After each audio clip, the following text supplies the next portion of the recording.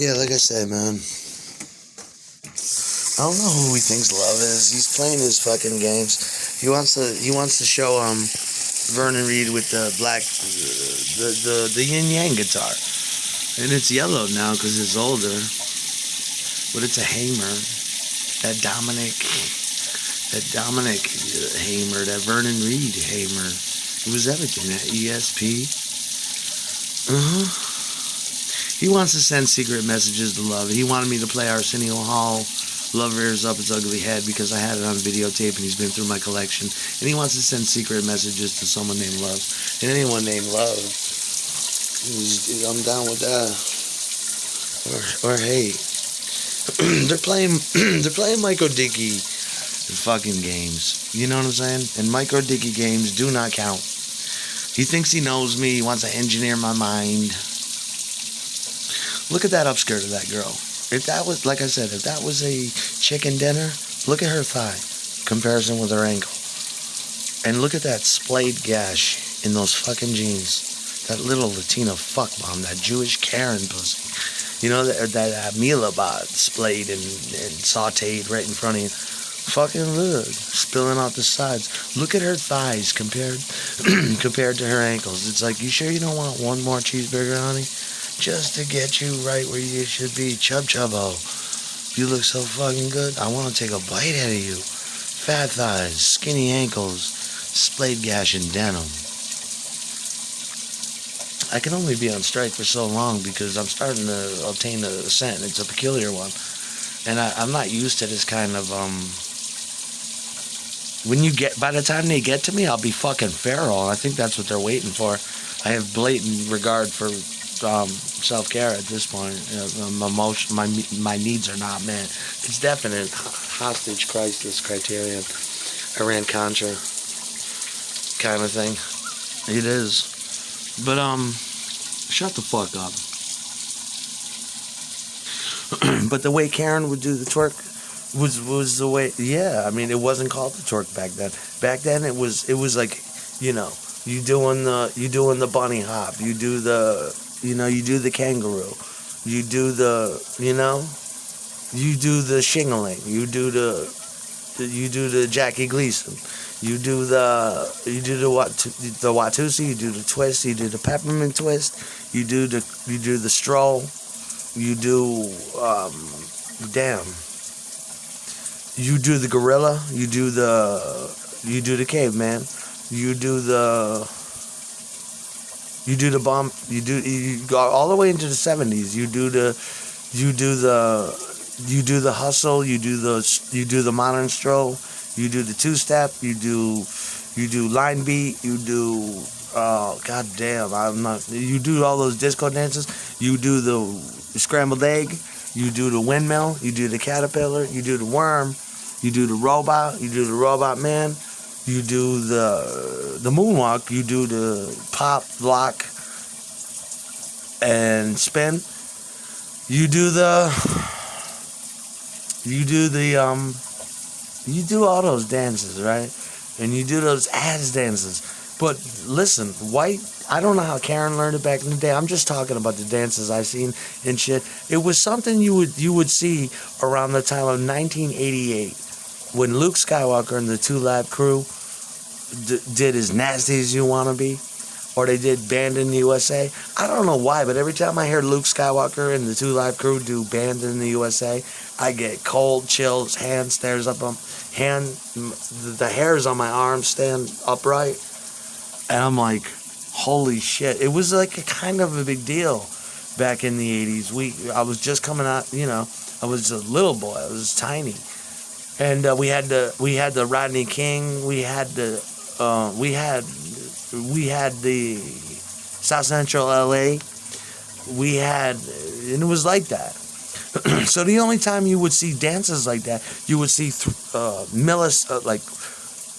like half a second clips of girls dancing in the Two Live Crew or on MTV Live.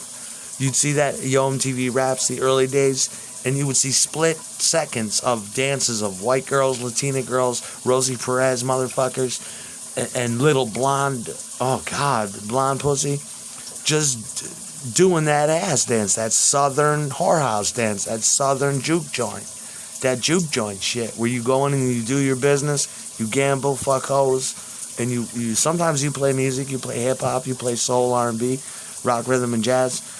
You don't see that dance. That's a whorehouse dance. You see, shut up. Maybe you see it when like happy hour comes into play later on in your state.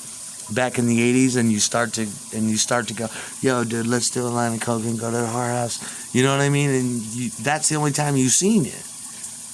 Karen had that shit like she had extra knowledge. Little 13-year-old girl, just with that gorgeous fucking ass. And it wasn't the modern twerk that is just fast and ridiculous. It was a slow bumping. It was a slow shimmy cocoa pop on her beautiful ass, work into a fucking vibratory state, and then slow back down. And you'd be like, wow, little girl. That was a club thing. In the early days of D-Light, I just want to put my dick in D-Light. And I'm not D-Light. I'm talking about the Bob Cut Russian hottie. With and just get her in a hotel room and with Nina Cherry and just have, you ain't going anywhere, bitches. Tonight's the night you get fucked. It's just Nina Cherry.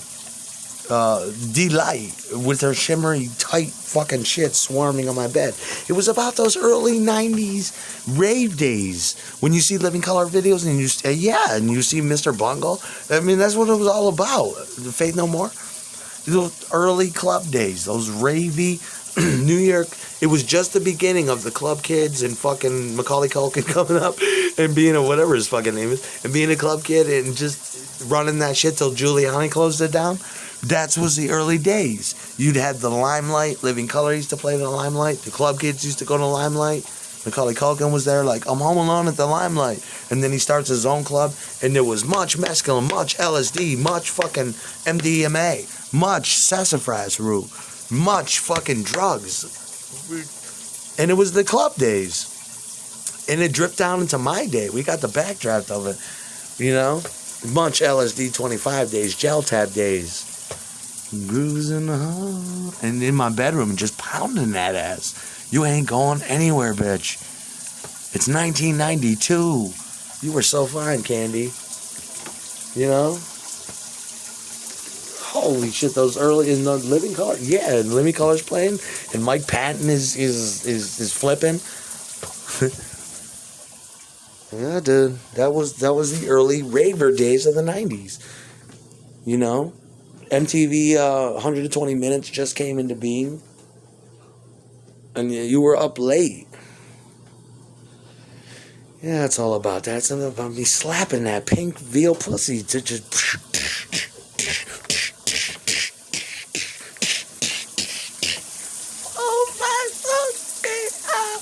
You know what I mean?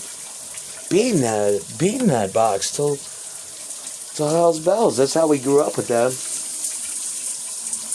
You don't need to worry about what Love's doing. Who's Love? Is that my mother or is that the real bitch? I'm talking about Courtney. I'm talking about Francis. Yeah, but I know, but I'm talking about all that. I don't care what you do locally. You want to have some geek BBC Billboard fucking war? Tell her. Don't tell me on camera. Hasn't it occurred to you yet that I'm too big to be here like this, in this way? I just spunked into Frances Bean, mashing her titties together. Two areolas pointed up at the roof. I'm having the best orgasm I've ever had. I'm looking at her. I'm like, oh my God, Frances, Cobain, not my cousin or whoever. I'm talking about the real shit. Don't you understand?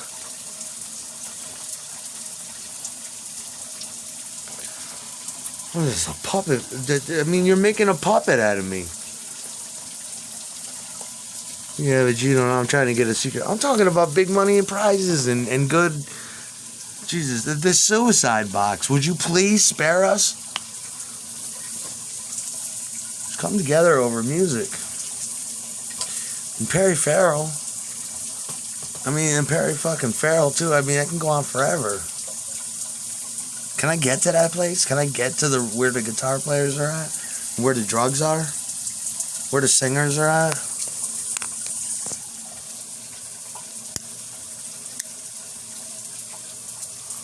Yeah, I seen that thing the other day on Jane's. I wonder why the dude was playing that video for me. But you know what? When the smoke clears and all of a sudden, you know, Jane's Addiction give us what they did, and nobody can complain about it. You know what I mean? It's nice that they even tried. It's too bad about that. You know what? And if Perry's like, and if people are, I think that goes back to when they erased that channel I did. But if it goes, just use backing tracks. You know what I mean? I want to see Perry. I'm not really even concerned. I'd love to hear his voice because everyone wants to sound like Perry. But if his voice was giving him trouble or somebody was saying, it's like, just use backing tracks because it's enough to see Perry Farrell. You'd be like, I saw his face. You know? I saw him. It was enough for me. I don't know. Those guys have had it though, you know? When you get to be a band like that, there's big feelings. And the band's over. But Dave fucking Navarro, I mean, that's ridiculous too. It's just another ridiculous. It's like ridiculous. Because I know, I play guitar. It's like, how much time did you spend with that guitar? And you went to weird places with that guitar. You know, you got good. These motherfuckers all have mentors too, imagine that? They're probably all, you know, gone now, but you collect the pieces of their good guitar and you just bring it forward.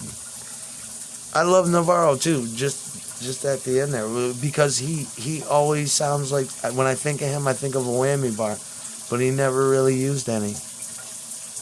That's how good he is. This guy don't want to talk about guitars. He wants to talk about his dick and show off for my bitches. I need to fucking... You understand me? These are my hoes, all of them.